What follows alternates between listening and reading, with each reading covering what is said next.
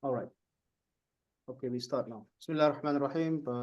Good afternoon. Assalamu alaikum wa rahmatullahi wa barakatuh.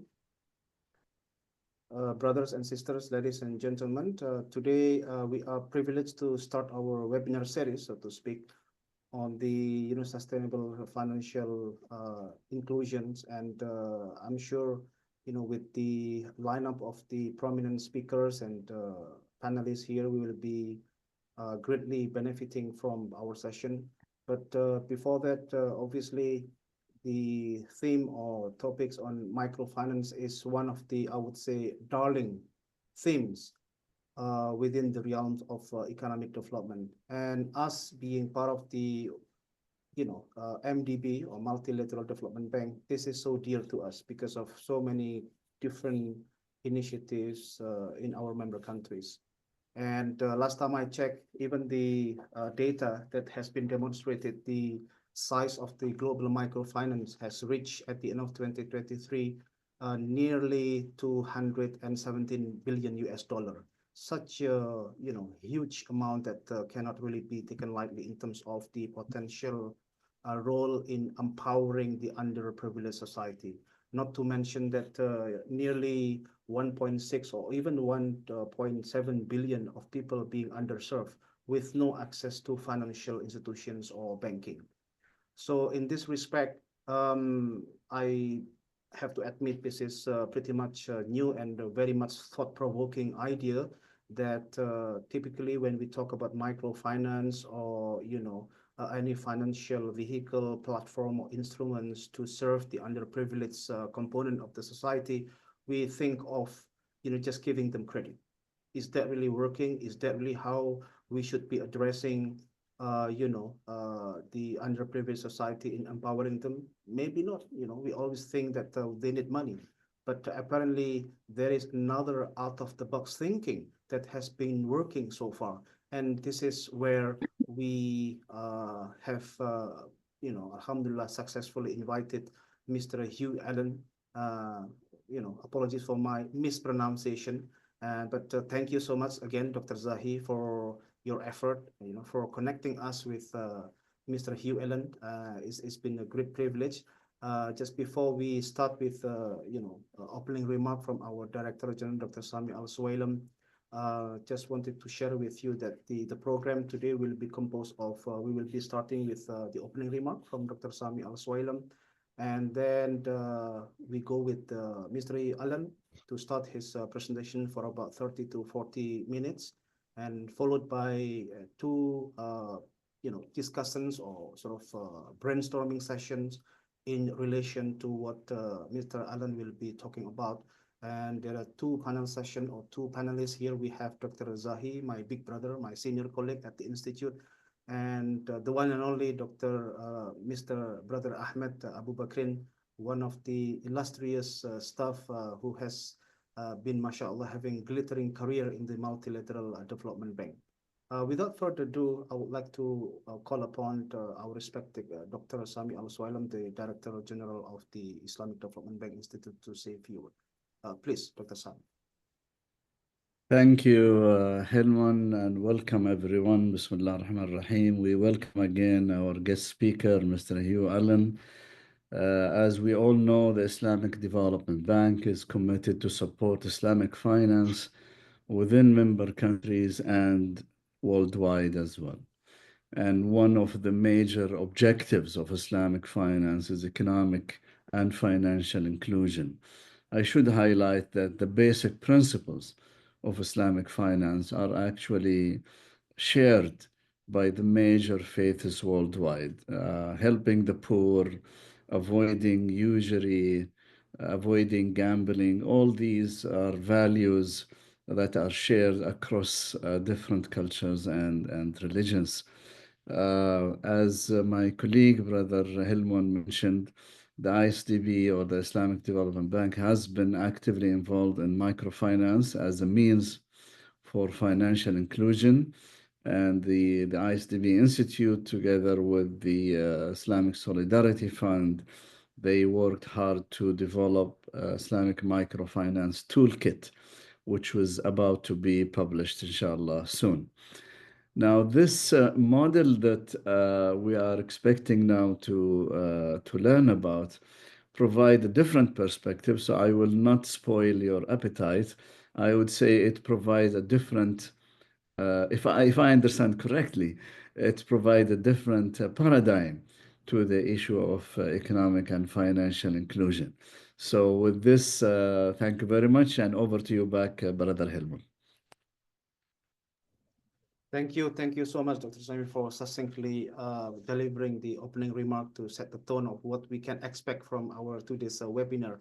I think without further ado, obviously, we cannot wait any longer. You know, the wait should be over now. Just as a brief introduction, Mr. Hugh Allen, who is now currently based in Germany with the beautiful snow I heard this morning falling down over where he is based now. He's the mastermind of the self-help groups and the championing of the expansion of this model. And again, this is not the typical microfinance lending base, as I understand. But again, we would like to listen and learn more about this model. And the floor is yours, Mr. Allen, please. You are muted. Well, thank you, first of all, for inviting me. It was a big surprise, but here I am. And I think I ought to start off by giving you a little bit of the background to why I got involved with savings groups. I worked for CARE for 12 years, and in that time, I was promoting the establishment of microfinance institutions in various countries in Africa. I was their chief technical advisor for microfinance. After working for several years in this domain, I realized that microfinance can be very successful. But the real issue that faced me was that it was reaching people who were relatively poor, but not super poor, and they were mostly in urban areas where the amount of money they wanted to borrow was substantial, where the priority was on expansion of business rather than basic level economic security. And microfinance had largely failed to reach people in remote rural areas, largely because it was expensive to reach these people, and microfinance institutions were concerned with being sustainable. So I also realized that standard microfinance products are based upon credit. That's the way microfinance institutions earn enough money to cover their expenses. But for the really poor people, credit very often represents a real risk. And it seems counterintuitive, but it is true that a more important product for extremely poor people is savings. It's a fact of traditional life that if you're in a remote rural area, you do depend upon savings, because what you have in your granaries is your savings. The whole idea that you secure what you can in order to consume it at a time when you need it reduces your level of risk. Whereas if you are taking on debt, you are increasing your level of risk, and there may be questions as to whether or not you have the capacity to successfully manage a debt-financed activity. Right, so what I'm going to do now is that's part of the background. So what I want to do now is I want to shift over to the PowerPoint that I prepared for this session. So here we go.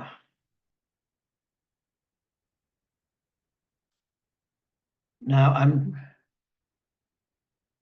not sure what you can see, but can you see my PowerPoint? Yes, we can see it now. Okay, excellent. Okay. So here we go. What are savings groups and how do they work? And I suppose the sub-question here is, and what makes them different? And what makes them appropriate where other types of financial services for the poor have failed? So here we start off with a few images of what they actually look like.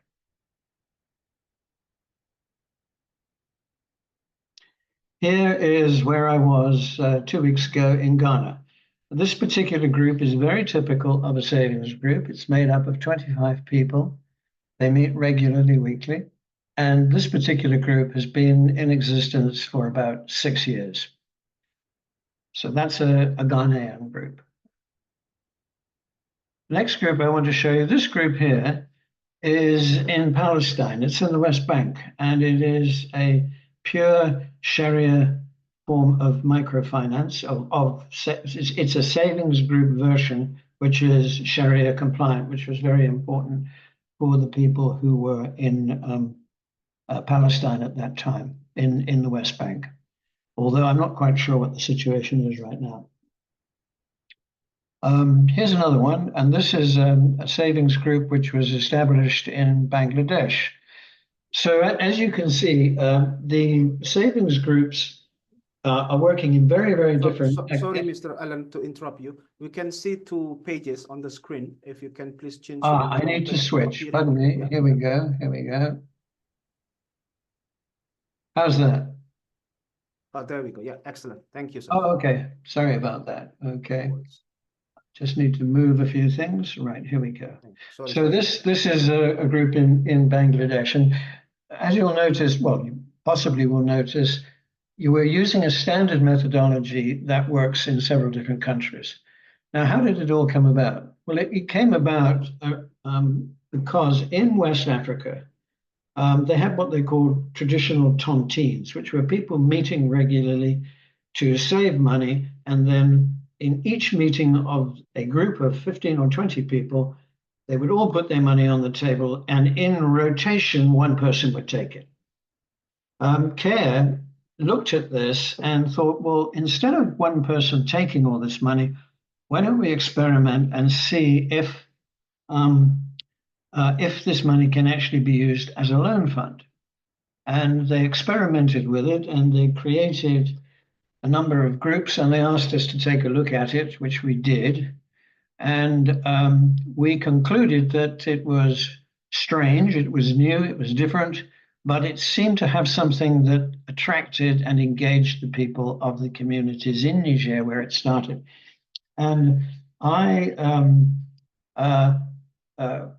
was very, very pleased to note that a year later, the 14 groups they had started had completed an annual cycle, they had shared out their money, and they had started a second cycle. And at that point, I decided that CARE ought to take savings group much more seriously than they had in the past. And so a whole process of expansion took place. Now, where are we at this time?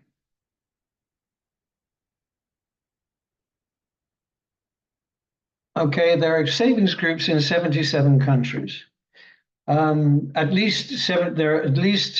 are possibly more countries, but we are tracking performance of savings groups in 77 countries, and we're tracking them through a system called the SAVEX, which is a commercially based software that allows groups to track the performance of their groups and their staff. And it's in 77 countries, and it covers about 14 million people in about 700,000 odd groups. So, for example, this is an example of the countries in which the savings groups are being implemented. And you'll notice that in the Middle East, we have Egypt, we have Jordan, we have Palestine, and we have Lebanon. The largest of which is, in fact, in the West Bank. However, the original foundation program was in Niger. So sorry, it said Mali. That's a mistake. It should say Niger. Now here is a typical group from that time. This is a very old photograph. This goes back over 20 years, and this is one of the foundation groups. And this is now the current situation in Mali.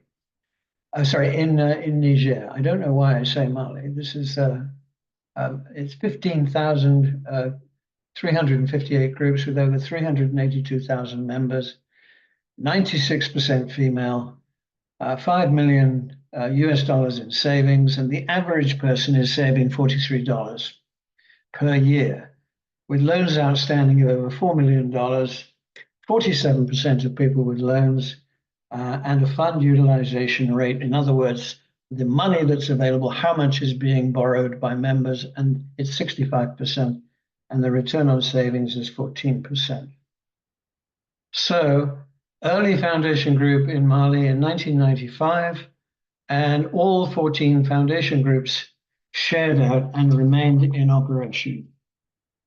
Now, if I look at savings groups worldwide, not just in a single country, I'm showing you this one because this is what's happened since they started it.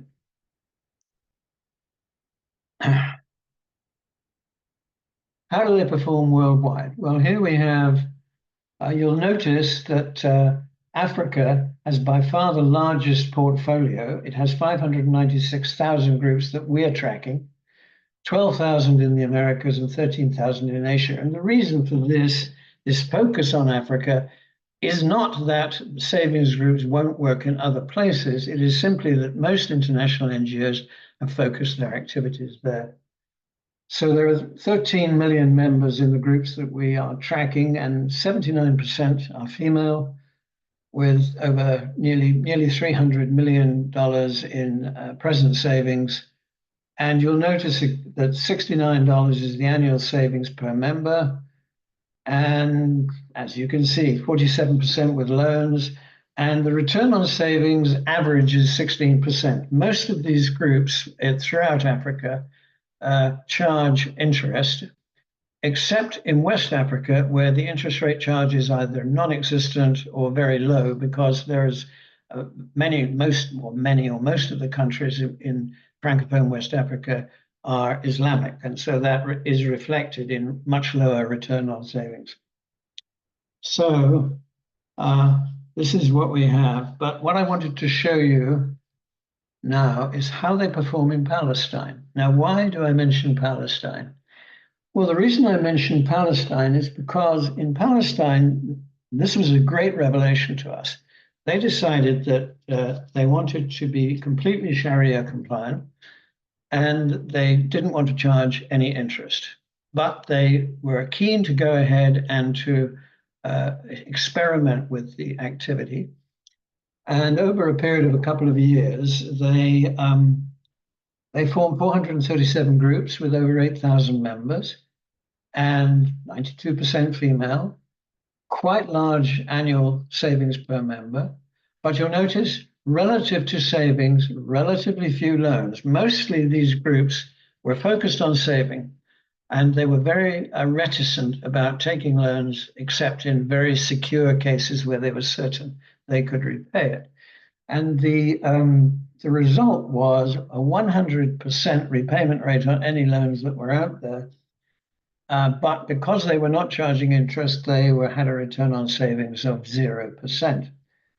We were curious about this because normally we had assumed that revenue, that profitability of the group would be important worldwide. But in fact, that's not really true. The main drivers of participation were, believe it or not, social solidarity was the primary driver, and the secondary driver was the need to create savings, secure savings away from households for some form of future consumption. So, and we learned from this that the availability of credit and the availability and the profit potential of these groups was secondary to those objectives. So it was promoted by Economic and Social Development Corporation in Ramallah, and it proved the viability of the Sharia compliant model. So we learned a lot from that, and now we quite aggressively promote a Sharia compliant model worldwide. We promote the option, yes, you can charge interest if that's your thing, but you don't have to. And this was a lesson that we learned from Palestine. Next, what are the basic principles of a savings group? Because you've heard about them, so how do they function? The basic, this one, by the way, is a group of women in Zimbabwe who had completed their annual share out, and they were conducting a song and dance event to celebrate the share out at the end of the cycle. The basic principles is that the members select each other. Okay, they're not chosen by an organization. They don't knock on the door of an institution, but they communicate with each other and decide mutually to form a group. The groups are, initially at least, entirely self-financing, and this is a very important principle because people consistently underestimate the capacity of rural people to save. They consistently underestimate it, but small amounts of money from a number of different people in a group can amount up to very substantial sums and have a transforming effect upon people's ability to finance their needs. So they are self-financing. They are also self-managing. They don't have outside people coming in to tell them what to do. They don't have outside people coming in to manage their activities or to keep their records. The methodology has been developed specifically to require basic level literacy and numeracy, but nothing very, very sophisticated. The fourth principle, and a very important one, is these groups are independent. They don't belong to anybody. They can function without any external relationship to forms of institutional finance, and they are designed to be fully independent after 1 year to 18 months of training and supervision. Now, those are vitally important defining characteristics of savings groups. Now, but as institutions, how are they structured? Although they're informal, most are not registered. They have key aspects of formal institutional capacity. They start off, they have written statutes. Okay, they have a constitution which guides what they do. They have a clear leadership and member roles. They have a 5-person management committee of a chairperson, record keeper, and treasurer. And they have 2 people who act as money counters in meetings to verify the flow of money in and out of the group. They have standardized procedures. Each meeting follows a prescribed pattern of events, each one logically following the previous one. And they have simple, accurate, and secure records. So you have governance, you have solid governance, you have standardized procedures, and you have systems that are transparent but simple. Next, important details of savings groups. The average size varies between 10 and 25 members and any gender. Many groups are mixed, so many are single sex. It depends upon the preference of the people, often conditioned by the culture. Groups that are larger than 25, when they begin to creep up to 30 and 35, meetings take too long, transparency tends to diminish. So an optimal size of a group is between 10 and 25 members. The management committee has 5 members, as I've already mentioned. And then they have a 1-year training cycle with 17 training and supervision events. They meet weekly. They have 52 meetings, but the trainer is present for 17 of those meetings, but with an intensive engagement at the beginning of the annual cycle, with attendance of the trainer diminishing progressively towards the end of the cycle so that they become more and more accustomed to managing their own affairs. They have regular weekly meetings with all members present. They have a fixed minimum and maximum savings. Now, this is a point, an important point. Most groups under the VSLA methodology or the Silk methodology of CRS, they decide what will be the minimum amount a person should save in a meeting. And usually they say the maximum amount should be about 5 times that, and it shouldn't be more. And the reason for trying to maintain a fairly narrow band of savings possibilities is because you don't want to have people in groups who are economically from very, very different, at very, very different levels. Having very, very wealthy people together with very, very poor people in a group, it sets up a dynamic which generally does not work in favor of the poorest.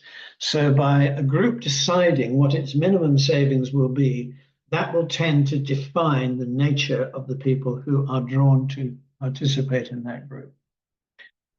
They issued loans, and now these loans are mostly lasting 3 months. You can have a loan which is 3 months or less. You can have 1 month loan, a 2 month loan, or a 3 month loan. And the reason for having a maximum of 3 months is because you want the capital that is generated by the group to circulate. So repayment is how that money can actually circulate across the broader membership of the group. Also, it prevents loans in being heavily invested in agriculture, which can be a very high-risk proposition. Interest is charged if they decide. It's decided by the members if interest will be charged or not, and they also decide upon the amount. It's probably important to note that one of the characteristics of a savings group is that at the end of the year, at the end of the annual cycle, all the savings of the members and all of the interest that has been earned is distributed amongst the members in proportion to their savings. So while throughout the cycle interest may have been paid, it all comes back to the members by the end of the cycle and is effectively an implicit form of additional savings. At the end of the meeting, the cash and records are locked in a 3-lock box. So 3 members of the group have the keys, and an additional person secures the box. So 4 people are needed for that box to be opened. And as I've already mentioned, all savings and interest earned is shared out at the end of the annual cycle in proportion to savings. So those are the basic details about how a group functions. Now I want to talk a little bit about record keeping. And this is probably the most problematic area for savings groups, because most savings groups in the early years set up accounting systems which were based upon conventional accounting methodologies with the chart of accounts and so on and so forth, some of them double entry. And they were generally way beyond the capability of people to manage. And I'll give you an example. This is a group in Kenya. Okay, now, if you look at these people carefully, look at the proliferation of books, and you have 3 different people managing or noting down data relative to 3 different, parts of the activity. You'll notice that the people who are members of the group, they are absolutely disengaged and they're bored. They don't know what's going on. So we recommend that formal systems of record keeping are pointless. They are too complicated and they are mostly irrelevant because most accounting systems are designed to collate information from many different activities taking place in different places and at different times. But since all the activities of a savings group take place in one place at one time, you can eliminate a whole stack of the conventional types of records that are normally kept by financial institutions. So here's an example of keeping it simple.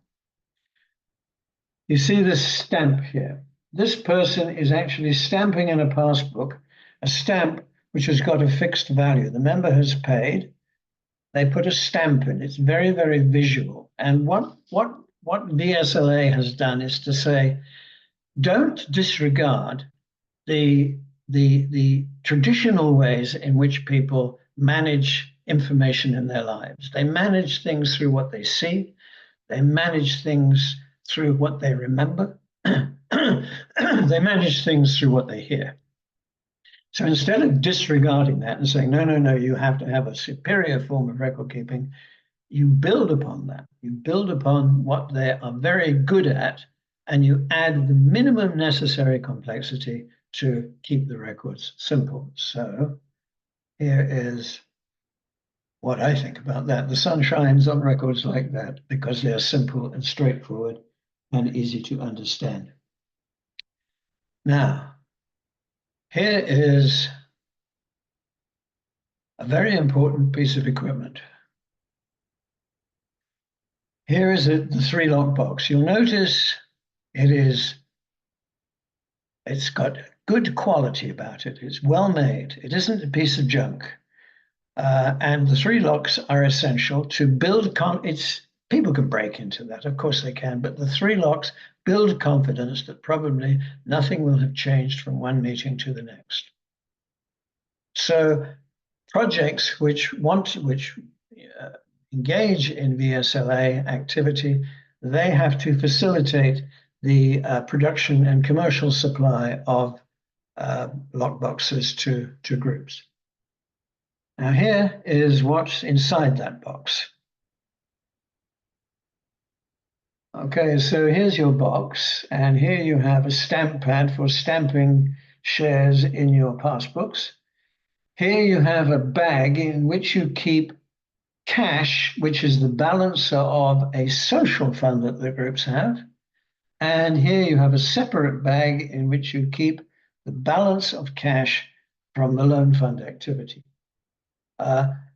What you also have a bowl here, which is used to levy fines for people who are late or who are violating any of the statutes in the Constitution. And you have here a very important piece of equipment called a money counting bowl, which is a bowl in which all money coming into the group is placed in that bowl, and all money going out of the group, for example, in the form of loans, goes out of that bowl. So it's a focal point where the flow of cash in and the flow of cash out can be observed by everybody. So once again, you're building upon people's ability to observe, to verify, yes, this is correct, this actually happened, I agreed to it, I saw nothing wrong with it. So you're once again capitalizing on their ability to observe, remember, and to verify. So the kit is usually provided on a loan, which is paid at the end of an annual cycle. And it shows here, it shows passbooks, I've shown here, but some groups use ledgers rather than passbooks. We prefer passbooks because it means that at every meeting, every member in their hand knows what the savings are and they know what their loan liabilities are. It's not something where they have to inquire of the record keeper. They physically have it in their hands. Right. So next we have training and supervision. So you have 6 training sessions in a year. You have 1 year training cycle with 17 training and supervision events, which I've already mentioned. You have 5 members who are, wait a minute. Sorry, I seem to have, it's okay, it's all right. Fixed minimum and maximum savings, I've already mentioned. I think I've repeated this slide. Yes. Now, this is an important point. Loans last 3 months or less and can be repaid in any amount at any meeting. This is a crucial advantage of a savings group. You have the ability in most financial institutions, because they don't know their clients very well, they say, okay, you have to pay in regular amounts in order to complete a loan. But in rural areas, money is not regularly available. So the ability to pay what you can and when you can is very, very important for people, as I say, whose income is irregular. And VSLA permits that to happen. And they can do that because the members of the group have a much better knowledge of the individual who is borrowing a loan than any financial institution would. A financial institution requires regular repayment so that it can have a portfolio at risk calculation if a loan repayment is missed. A group does not need that. Interest charge decided by the members. This is a repetition. I do apologize. Okay, but here is the six modules that we are talking about. So you have a module concerning group leadership and elections, individual self-selection, role of the General Assembly, roles of the leaders, preparation for elections and elections. You then have a meeting in which you develop the Constitution.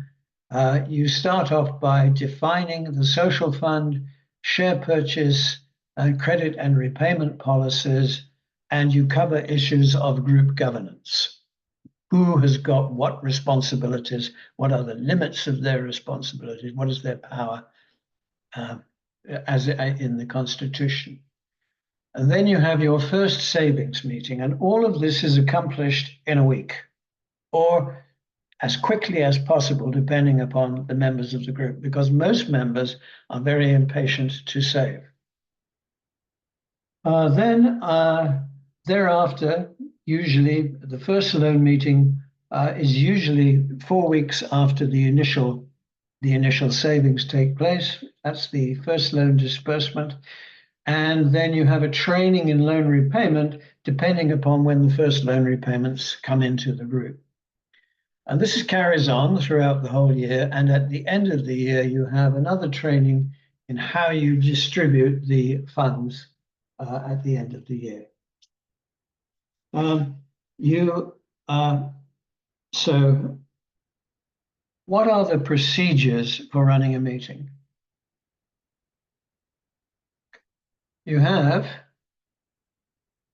an opening where people are welcomed.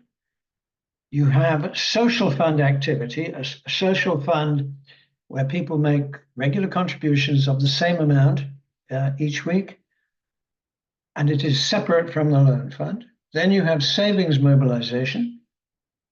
Then you have loan repayment. So by now, as you'll notice here, money is flowing into the group. And then you have loan disbursement. So now money is flowing out of the group.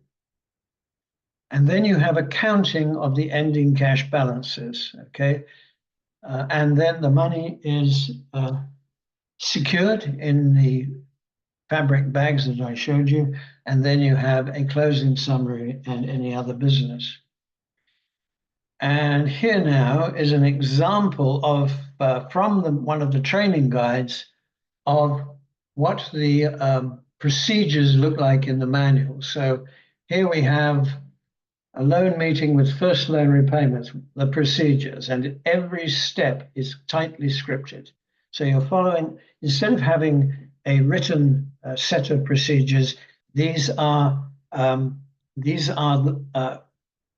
become habits. They become simply learned by members of the group and do not require to be written down. This scripted procedures is for the benefit of the trainer and not of the group. So the group does not depend upon this as a written guide to how they are to act. Right, then at the end of the annual cycle, you will have a share out. How does that work? Now, I've got some photographs here from Cambodia. Okay, so you'll see here that the first share out meeting, this is the first share out meeting in a Cambodian VSLA. And you'll notice here you have some numbers, which are the number of shares a member has bought. this is the calculated current value of a share, which has changed because of profit. And then this is the amount of money that each member is to receive from the group. So the field officer displays this on a flip chart, calculating the amount owing to members. And here, a couple of other photographs. Here's the money that was counted, and all the loans have been paid back. The money is present, it's counted out, and it's put into each member's passbook. And it's tucked into their passbook and handed back to the member. But all passbooks are treated in this way until all the money is distributed. A small round down balance remains. So you keep the money until you're sure that the calculation was correct, that the amount that each member is to receive is correct, and that the balance is left over is a very tiny amount, which is owing to rounding down in the calculations. So that is very briefly how a share out is done. Okay. Now, I want to discuss questions of impact. What is the impact of savings groups? They're sustainable, and they provide permanent access to entry-level financial services. We conducted a 5-country study of 350 savings groups, and we found that the 5-year survival rate was 89% operating independently. There's virtually no activity implemented by NGOs that is sustainable and still operating 5 years after they've left. It's accessible in the community. You don't have to go far. It improves social cohesion, and it improves people's own personal sense of themselves as having some sort of agency and respect within the community. It very much raises people's self-confidence and status. It's mainly dedicated to household cash flow management. It improves household cash flow management rather than going into economic investments per se. Higher returns are normally provided on savings where interest is charged. But as I mentioned before, there is a net zero financial cost to borrowing, even with interest, because you get it back at the end of the cycle. And it provides members with the opportunity to become sort of entry-level entrepreneurs rather than simply engaging in petty income-generating activities. It puts them on the first rung of having a broader horizon, more economic and social self-confidence, and better able to manage their financial lives. Right. Now, what about the limitations? Well, you have a limited pool of capital. It's suitable mainly for management of household cash flow, mitigating emergencies, covering education costs, and improving nutrition. Those are the major impacts that are felt at the household level. The 4th priority of savings groups from research in Africa is that the 4th priority is petty commerce. There's a lack of investment in what you might call normal business, owing to perceptions of risk, skill limitations, cost of fixed assets, and the short length of loan terms. At that point, a person who is wanting to expand their business, who wants to reinvest income, and is looking to acquire, let's say, a higher level of skill and more assets, permanent buildings, machinery, things of that sort, those people are ready to transition to becoming clients of microfinance institutions and banks. It's time consuming. You have to attend a meeting every week, and each meeting lasts about an hour to an hour and a half. And also, while the groups are transparent, that means that other people know your business.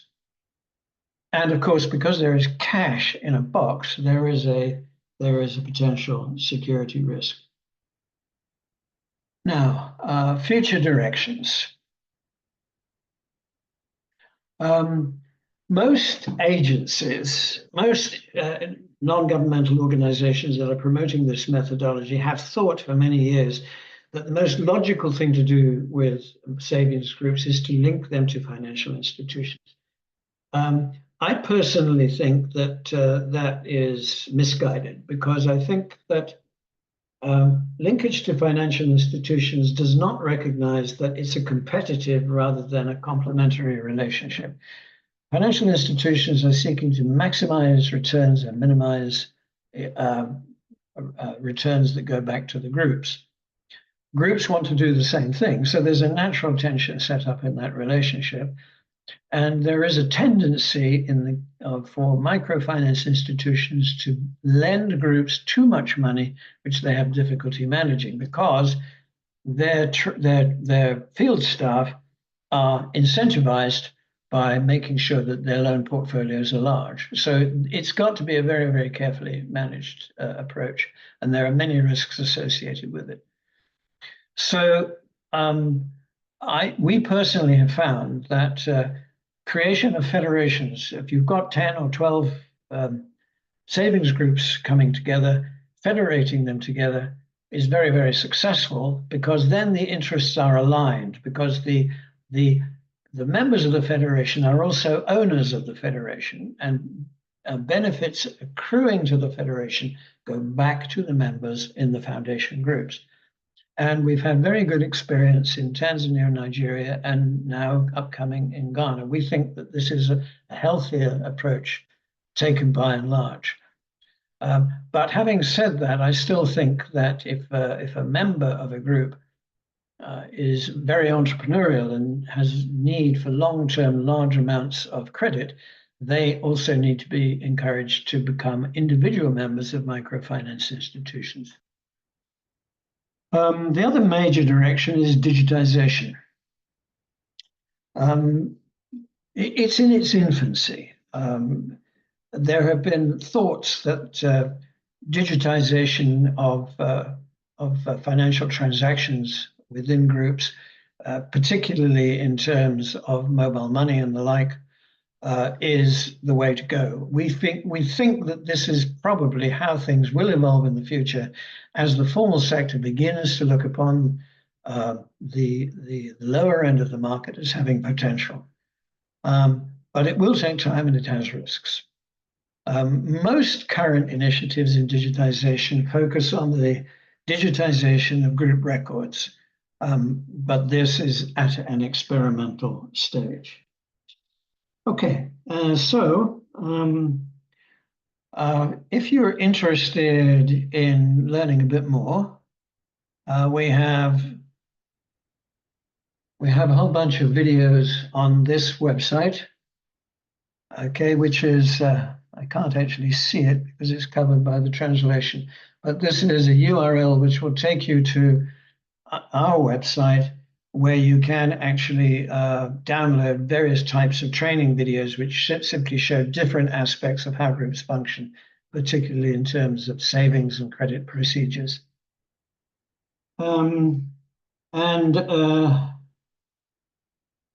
This is, and here is my actual website. This is, if you want to learn more about what we're up to, this is the place to go to. So that's pretty much all I have to say, and I hope that you have questions ready for me. Thank you very much. Thank you so much, Mr. Allen. It has been a super informative presentation and lecture, to be honest with you, and I learned a lot from the this very intellectually thought-provoking idea. But one thing that was quite striking to me was despite being implemented in a pretty much smaller scale, but the level of governance and trust within the group was very much commendable. But again, I don't want to get into details because we still have QA sessions, and we have two esteemed panelists here and or discussants. First discussion is Dr. Abdurrahman Al-Zahi Said. He is the senior economist at the Islamic Development Bank Institute. He has been with us for over 15 years, if I may be correct. And he's one of our senior colleagues at the Institute, our big brother, and one of his key field of expertise is not only within the realm of micro finance, but also in the Islamic finance, as well as anything to do with financial inclusion. Without further ado, I would like to welcome Dr. Zahid to provide his short sort of intervention, which is hopefully, I know time is a limitation, Dr. Zahi. If you can do it within the maximum 7 minutes, that would be greatly appreciated. But before you start, Dr. Zahi, I would like to reiterate to our esteemed attendants, if you have any questions, please write down in the chat box.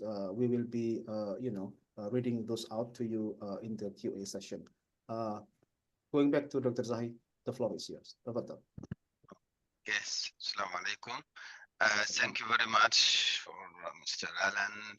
Really, he covered the case and very valuables, and it shows that saving groups is very valuable models, that especially for financial inclusion and poverty alleviation, targeting the low income and poor people, particularly in the rural area.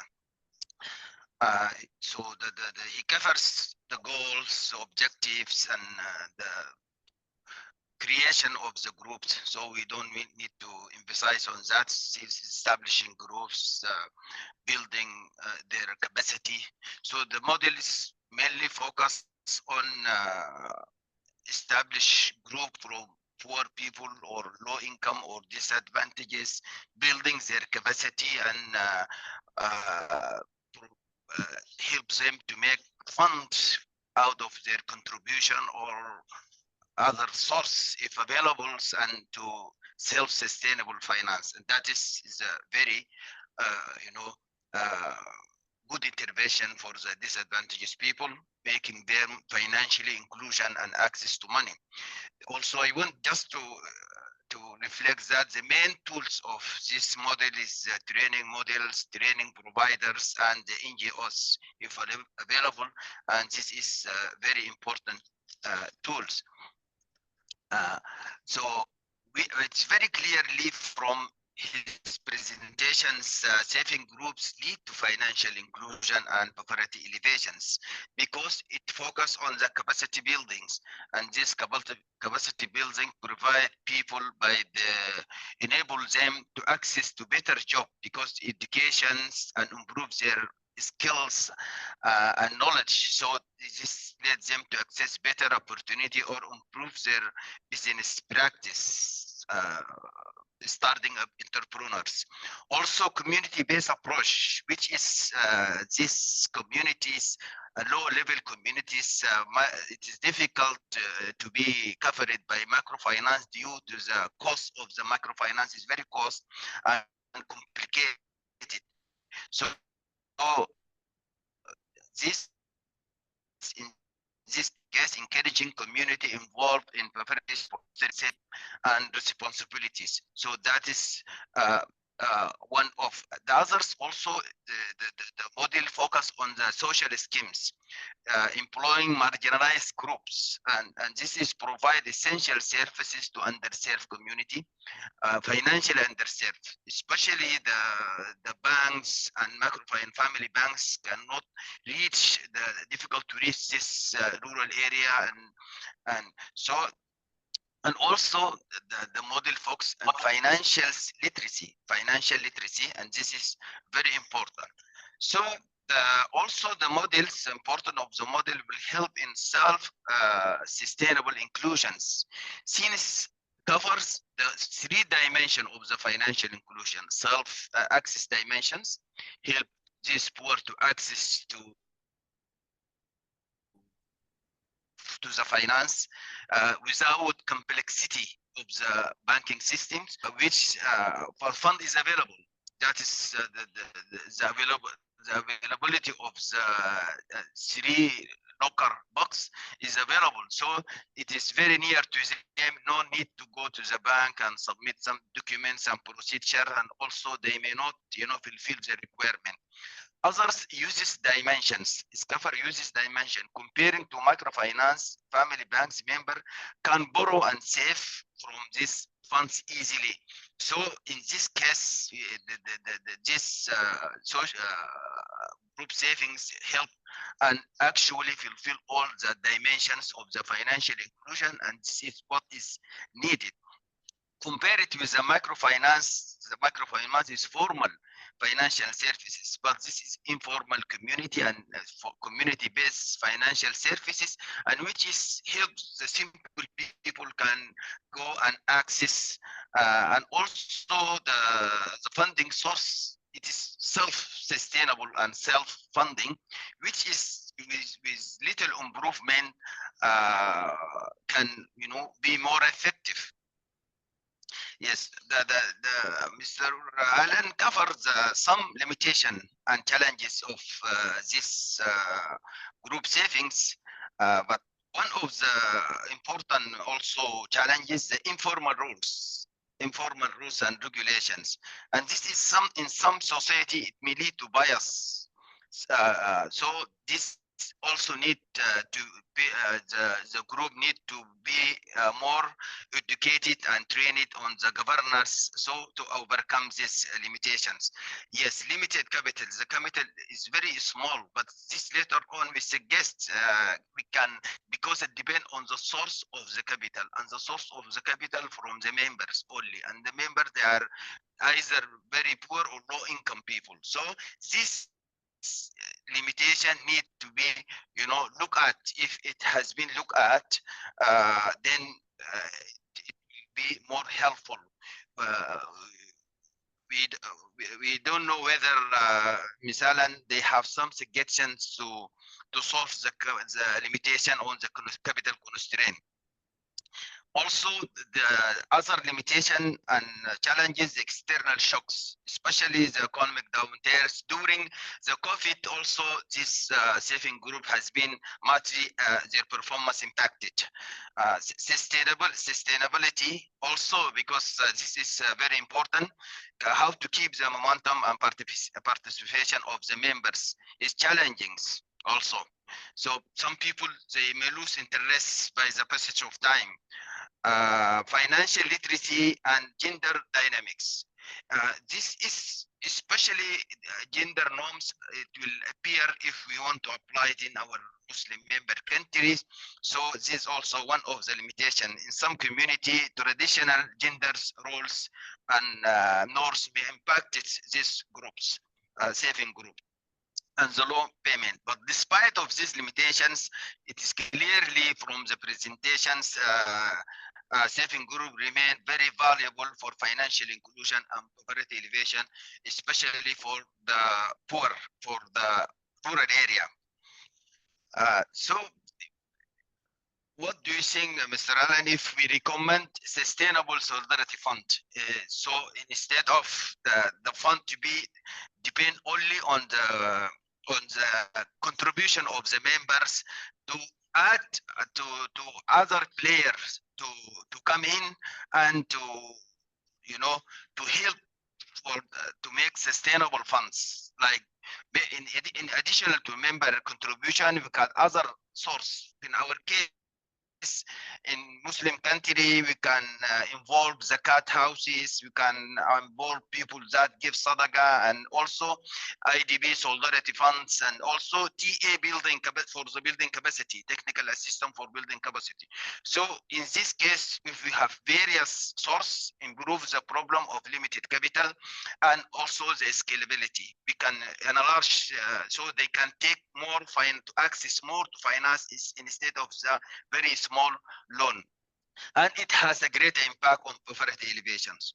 Also, other source, more source not need all to be shared at the 1 year life cycles. So the member can share only their contribution, but the other source may remain on the box. And we can also improve it for our case gender separation. We can make saving and female saving groups, and involve mudaraba, which is mudaraba finance may applicable like capital against skills. We improve their capacity, their skill capacity, and their how to manage their business activities, and then we can use in case of Palestine mudaraba, which is we provide capitals and then we share the profits sharing. So despite of these constraints and challenging if effective implementation strategy, model modifications like what we recommended, saving growth might foster stronger community ties and enhance financial inclusion and literacy. Hence, they may help to alleviate poverty, which is one of the main goal of the IDB KPI. Thank you very much. Thank you, Dr. Azahi, for providing a very elaborate intervention. Excuse me. The next panelist is our senior, a member of the executive management at the Islamic Development Bank, Dr. Brother Ahmed Abu Bakrin. His glittering career in the realm of development finance and economic development has been, mashallah, very inspirational. And we recall that he was already also on the ground, being part and parcel of the implementation of this model. So we would like to listen to him in terms of how he sees the, this concept and the practicality and how it solved the problems and in terms of serving the underprivileged component of the society. The floor is yours, Brother Abu Bakr. Tafadhal. Thank you, Dr. Izhar, and my thanks and gratitude to Dr. Sami Swelum and the Institute for giving us this very enlightening session. We are in the business of development, and the development start with alleviating or ending poverty. There is a reason why the first SDG is ending hunger and fighting poverty. And imagine a sister, let's call her Sarah. My daughter name is Sarah, by the way. Let's call her Sarah. Imagine Sarah in the slums of Lagos or Dhaka or Jakarta or Cairo. She may be a widow, she may be a divorce, she may be a refugee, she may be a person with no asset, but she has a household with children. And almost every other night, her children go to the bed without eating. And the mother use tricks for getting the children to sleep. Either she will put a pot on the fire and tell them, okay, the food is coming until they sleep. So imagine the sensation of yourself going to the bed without eating, and let alone if you do it because you have nothing to eat, you have nothing to put in your stomach. This is the life of billion of people. Almost a billion of people are facing food insecurity. And this billion of people, which are the bottom of the pyramid, have very, very hard time to really start coming out of poverty, meeting the basic. In the Maslow pyramid of need, the basic is food. And this Village Saving and Loan Association approach is a very important, really, entry point into the community to really reach the poorest people. I have personally worked for many years as a junior monitoring and evaluation association. Basically, every day I was going to the field, collecting the data, how many they save, did they meet all this step that you, Alain, mentioned. By the way, I was also working with CARE International for 8 years in various countries in Africa, and I have had the pleasure of benefiting from capacity building of Hugh, Alain, and his colleague. And this approach really can lead to access to microfinance services ultimately as one of the outcomes, but it can also create a culture of saving that will increase start increasing the capital and financial status of the people. And the good thing, and credit to Hugh Allen here, and thanks to him, is that he built these things based on local practice of the tontine. Those of you who are from Niger, and I see some colleagues from Niger, Mata Masu Dubara is a local practice. The women have been practicing for many times. So this has been packaged to really be a development solution. It has been from the evaluation of that, including some that I have done myself in Mali, in Burundi, in Sierra Leone, and in Liberia. This is a very good step to promote community development. Again, imagine the people who are really at the bottom of the pyramid, who are very poor, extremely poor, who do not have any hope to start up a new life. However, it depends on many external factors. That's why I am very glad that both Dr. Al-Zahi and Hugh Allen mentioned the limitation. This is not the holy grail that lift these poor women out of poverty, but it's critically important for the women to come out of the hole, not to build the foundation, to come out of the hole. And you have seen that from the impact evaluation, this is critically use priority for the household basic need, particularly the nutrition and the education. So this is important. This is the first step. Later on, we'll build the foundation of entrepreneurship, income generation, and ultimately getting out of the poverty. However you measure the poverty, whether the multidimensional poverty or the dollar-based poverty. We also have to note with satisfaction that some VSLA have gone from informal community group to being linked to local microfinance institution. And that's a very good thing, noting that not all the people will become entrepreneur, because it's only part of them. And it's good kind of bridge for it. And we have seen it in some country. However, that require referral and to some extent bridging solution like credit guarantee instrument, because the microfinance instrument themselves, they're not doing 100% charity. They may have some subsidized product, but the farmer guarantee instrument sometimes can help expand the outcome of the village saving and loan. In addition to that, some of the challenge, I agree that there are some of the challenge related to sustainability. However, these are really compensated by the huge impact of starting up to raise awareness of this group on the development aspect. Particularly, this village saving and loan group have been critical in having other impact, such as impact on behavior change, such as reaching women for vaccination, such as changing the hygiene and sanitation practice, especially the community total-led sanitation practices to avoid open defecation and to promote hand washing and etc. In the cases of country where we have Ebola, where we have COVID, this become critical life-saving skills. And also the functional literacy and the literacy itself to reach, to know how to a level of reading and calculating, which is extremely important as a human factor. There is a lot of benefit, yet let me remind again that this is not alone sufficient to ensure the economic empowerment of the poor people.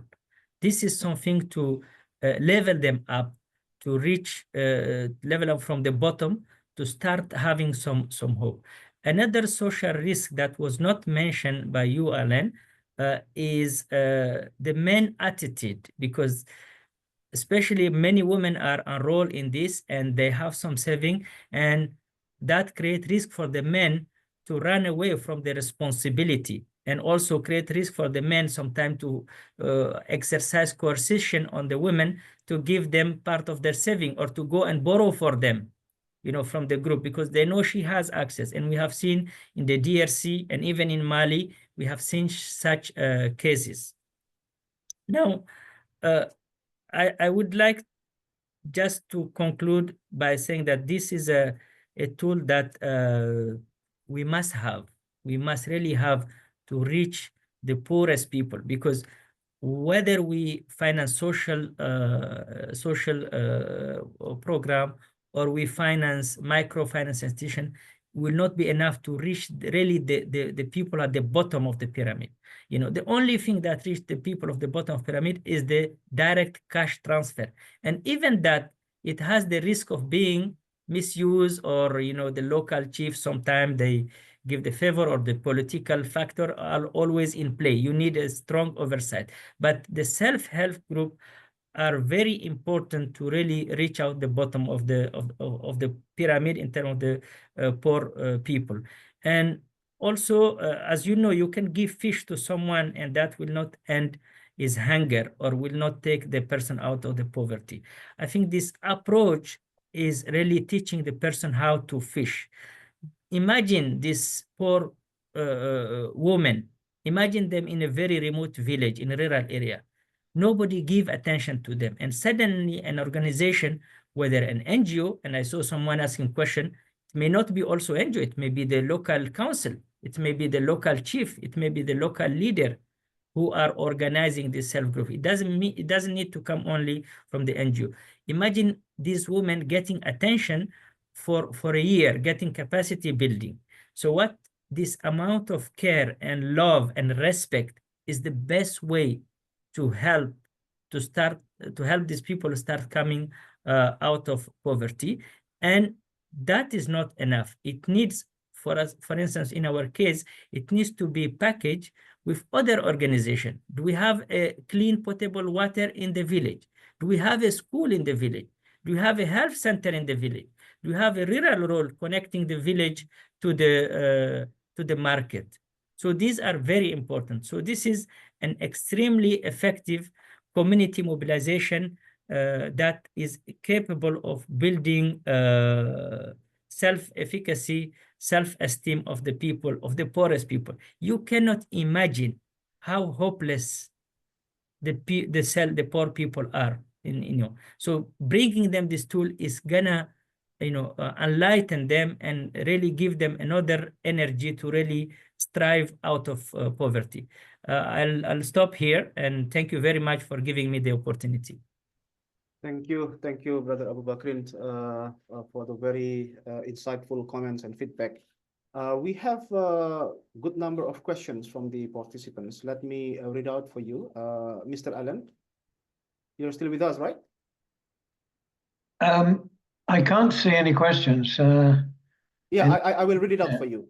I think the first two questions, yes. The first one is, how can financial inclusion initiatives be made sustainable in the long term without relying on government support or donor funding? Okay, a couple of points here.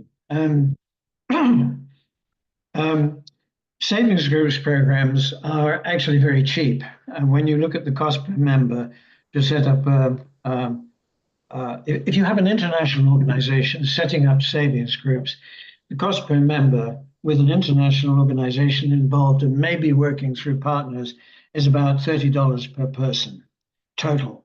If you have a competent local organization which has really taken the methodology on board and has professionalized itself, you can drive that cost down to below $10 per person.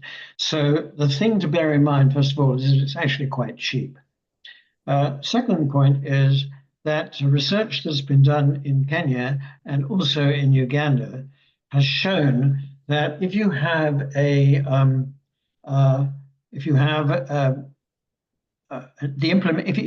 savings group program which is implemented with high quality savings groups, if you come back 2 to 3 years later, for every foundation group you created, you will find 2 more that have spontaneously sprung up to follow the model. And they tend to work with initially the early adopters tend to be less risk averse than the very, very poor. But they effectively create an example in the communities that poorer people want to follow. So when you look at the cost per member, then the cost is driven even further down. But you have touched on the important point that it does require investment. Yeah, so it does require investment, but it's very cheap. Spontaneous replication can be expected.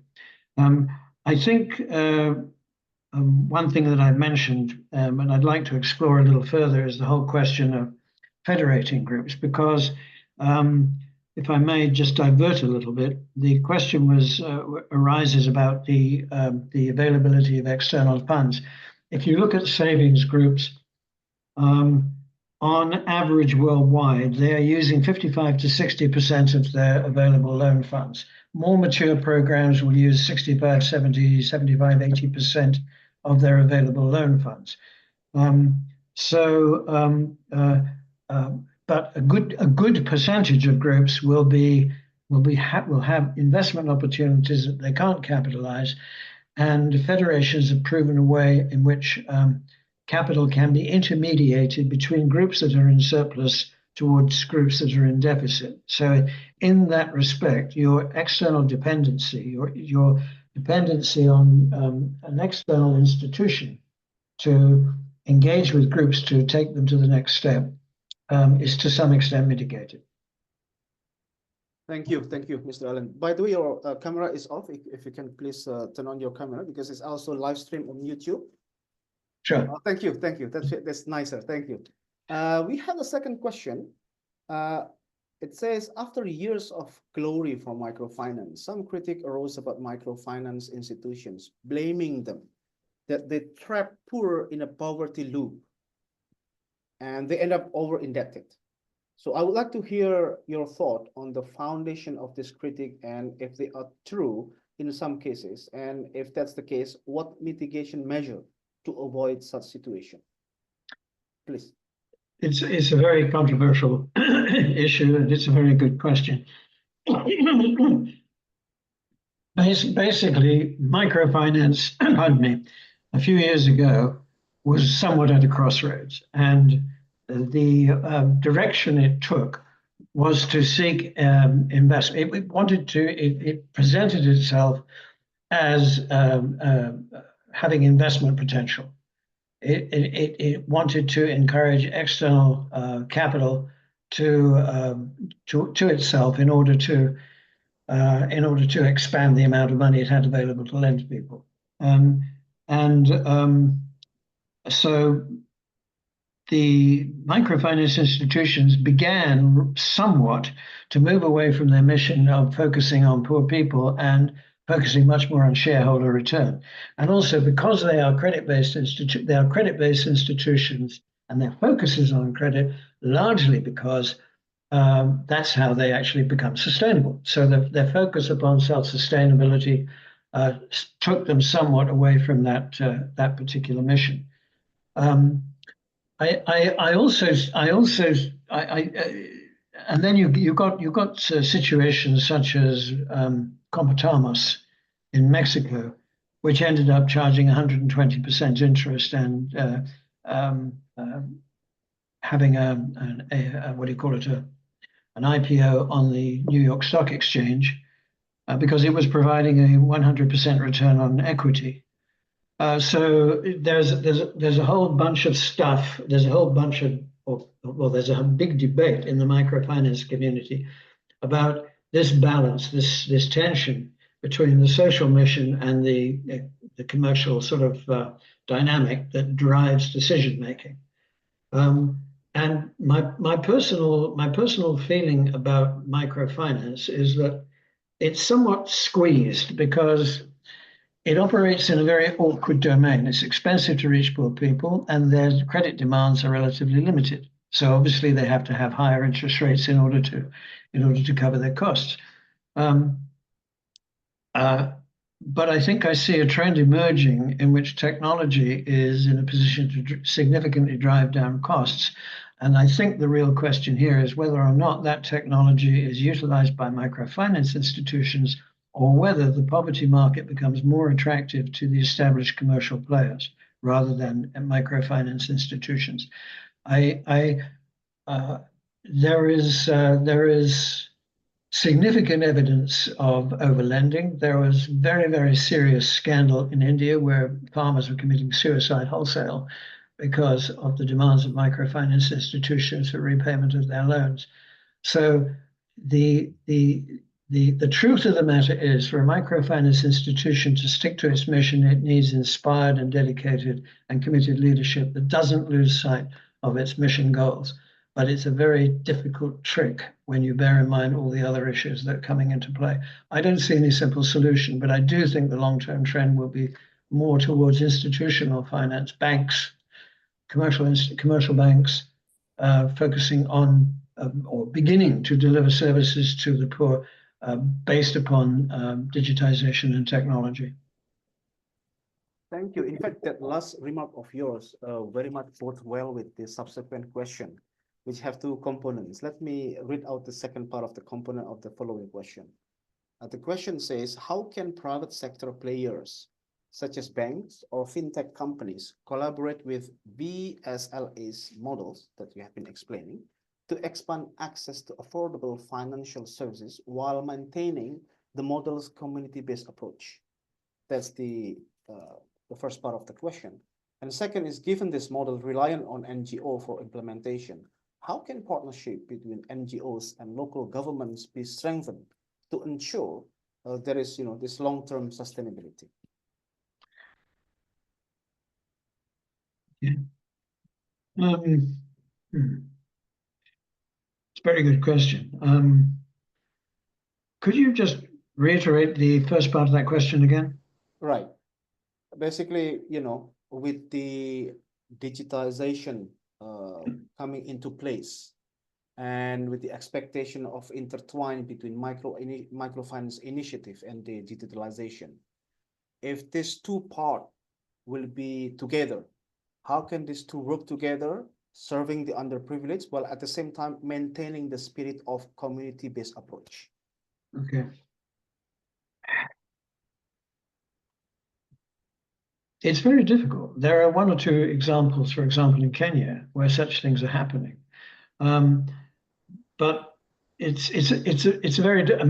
Let me first of all put my cards on the table. My whole professional direction for the last 30 years has been promotion of savings groups, and I've been very happy to stop at the level of the savings group to say maybe there's one of the possible strategies that you can adopt with regard to savings groups is just to leave them alone and to see how they evolve.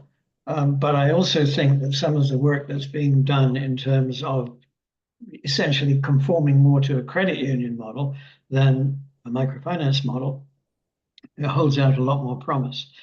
Particularly, I think, through the establishment of federations, they are better situated to take advantage of institutional relationships with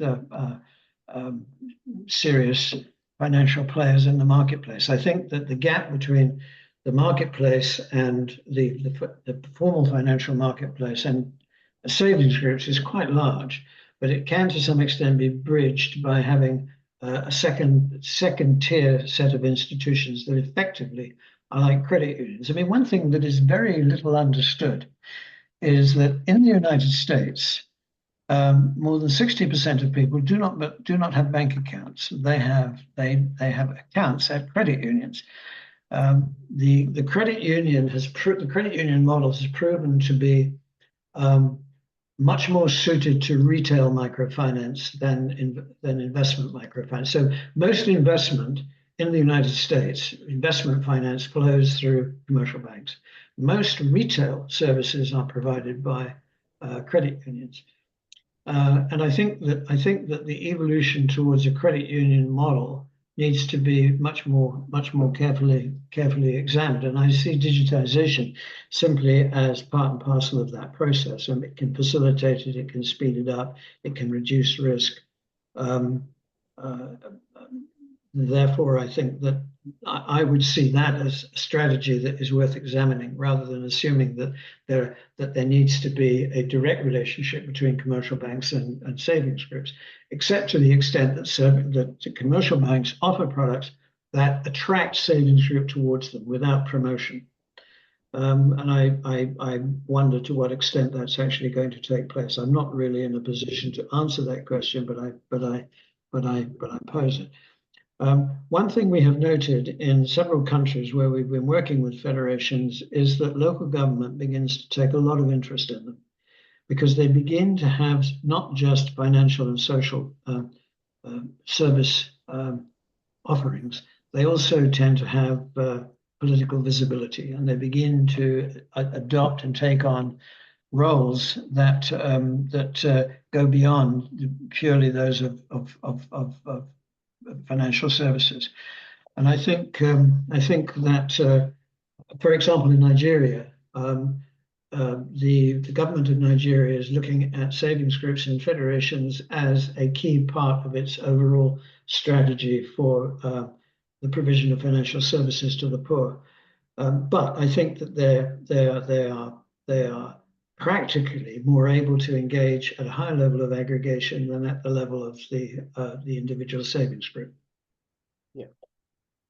Thank you, Mr. Allen. I was wondering if throughout your presentation you mentioned about the sectors, as the channel for investment from the savings, and in which sectors these savings have been invested. That's the subsequent question.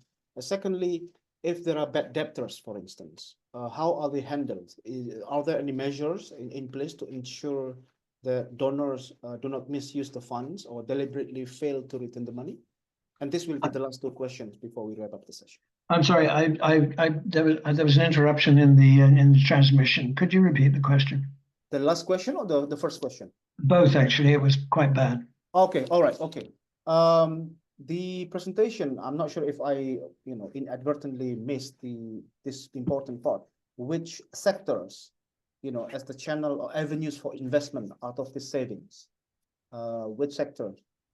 That was the question. And the second question is, how are the bad debtors handled, and what measures are how what handled? The bad, those who are in default, they are unable to pay, the debtors. Yeah.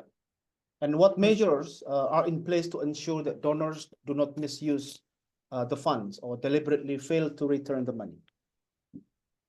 Okay, right, got that right.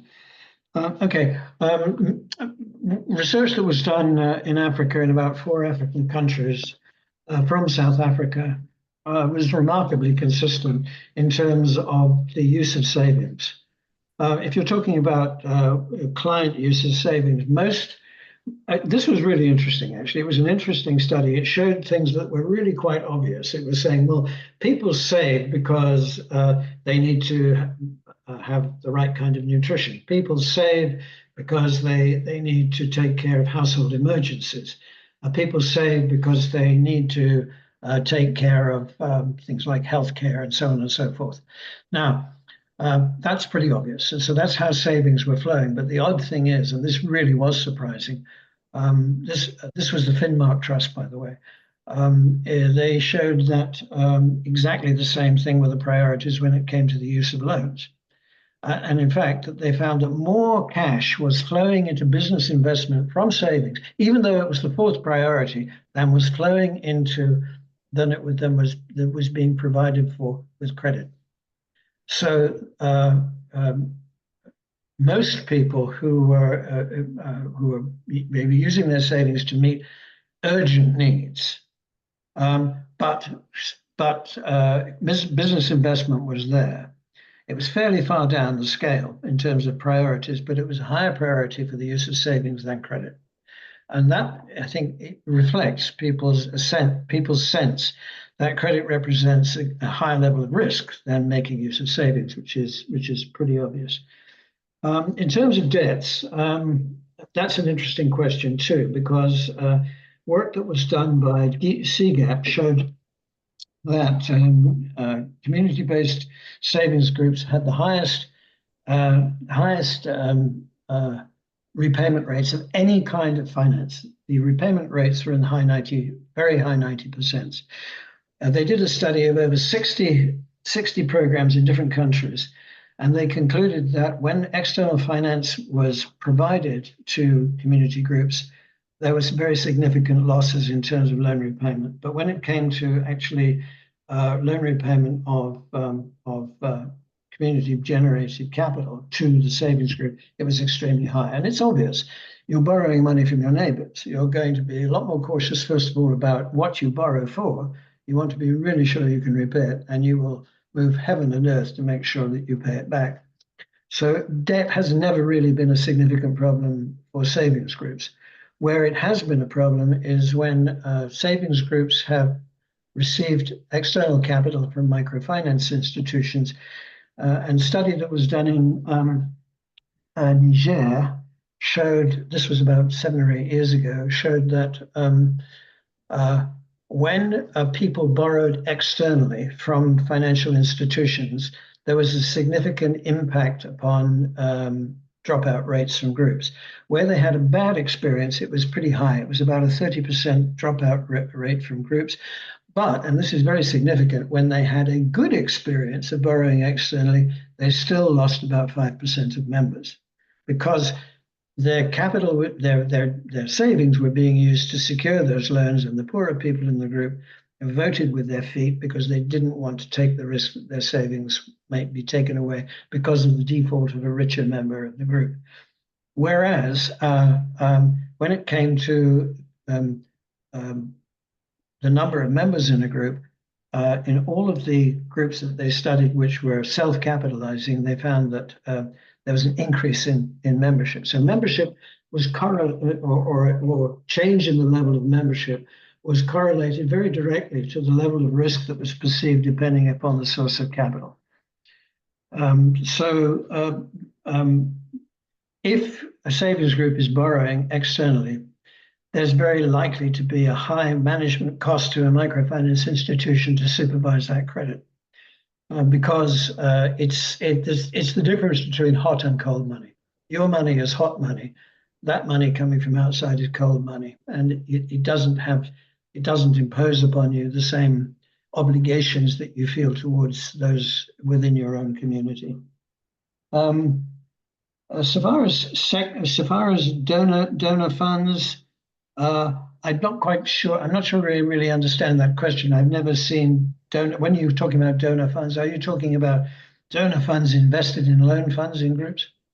I think what the person asking question meant was those who contribute to the pool of savings. Oh, there's no problem. What is the average? I've already explained it. I mean, we're talking about 98, 99%, pardon me, repayment rate.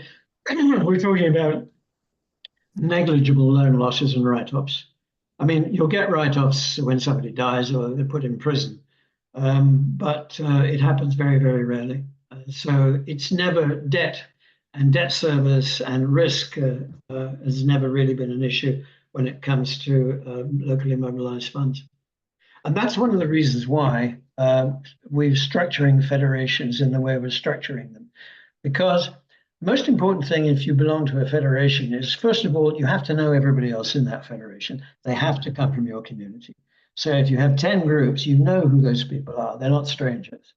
Okay, so that still preserves that social obligation you have to repay.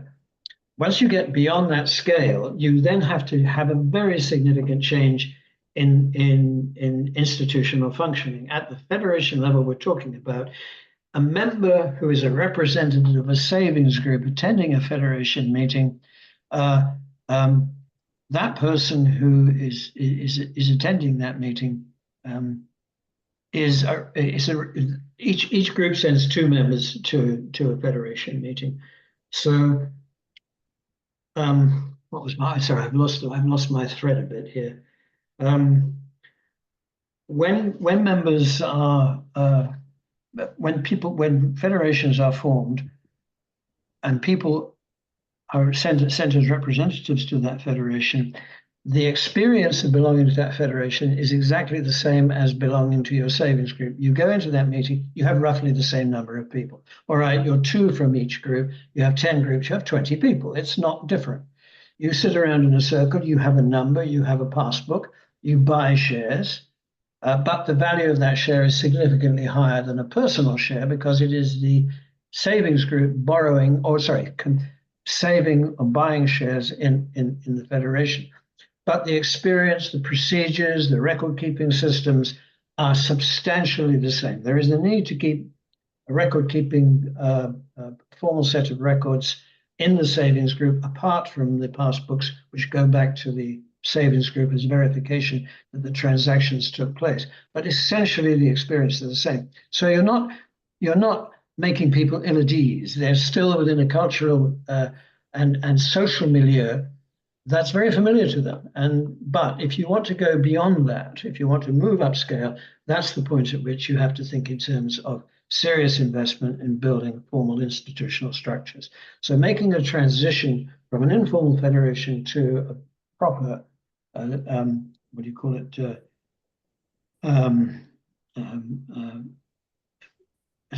a formal second level institution is a challenge that we haven't confronted, but I think is the next logical thing to consider. Right.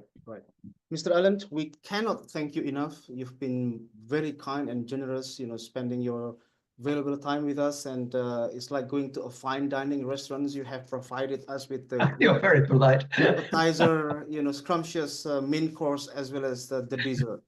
And regretfully, we have come to the end part of the session.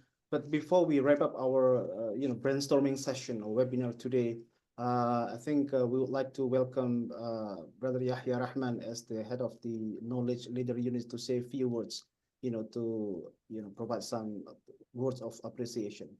Tafadhal. Thank you, Dr. Hilmoon. And first of all, let me start by thanking Mr. Allen. It's been an absolute pleasure to hear from you and to learn from your experience. It's really been an eye-opener, and I think there is a huge potential in terms of the interventions we do. You know that we are a development institution. So first and foremost, although there's a lot of emphasis when people talk about Islamic finance on banking and sukuk and infrastructure development, but ultimately I think the key stakeholder that we serve is the individual, man, woman, and child in the member countries, and we ultimately are accountable to provide for their well-being and a prosperous future for them. So I think it's very important, and I cannot emphasize enough that in Islamic finance, Islamic social finance actually comes first before talking about commercial finance, when we talk about Islamic finance. And this is something that has been not quite getting the attention that it deserves. And I was very pleased when you said that instead of lending, the focus should be on saving and to encourage that culture, because as we see in contemporary times, there's a lot of emphasis on consumption, and ultimately society and media and corporations would always push you to consume and overconsume, and we're already witnessing the impact of that. But the emphasis on saving and providing for a rainy day is very important. I think so there's a great opportunity to further collaborate on this. As Dr. Zahi very kindly mentioned, that there is a lot of possibilities within Islamic finance to combine elements of zakat and sadaqah and philanthropy and takaful and insurance and mutual cooperation with this model of saving, because sometimes the communities get affected collectively. So while there is a beauty of collectivism embedded within this model, sometimes when calamity strikes, whether it's a natural disaster or a man-made disaster, as we see in Palestine, or it tends to impact the entire community, whether it's a flood and that's why there has to be other safety nets that can come to the rescue. These models work fine when, under normal circumstances, but then when the entire community is affected, it's everybody's looking for some sort of a safety net. So it's very important to build that in and see how we can do that.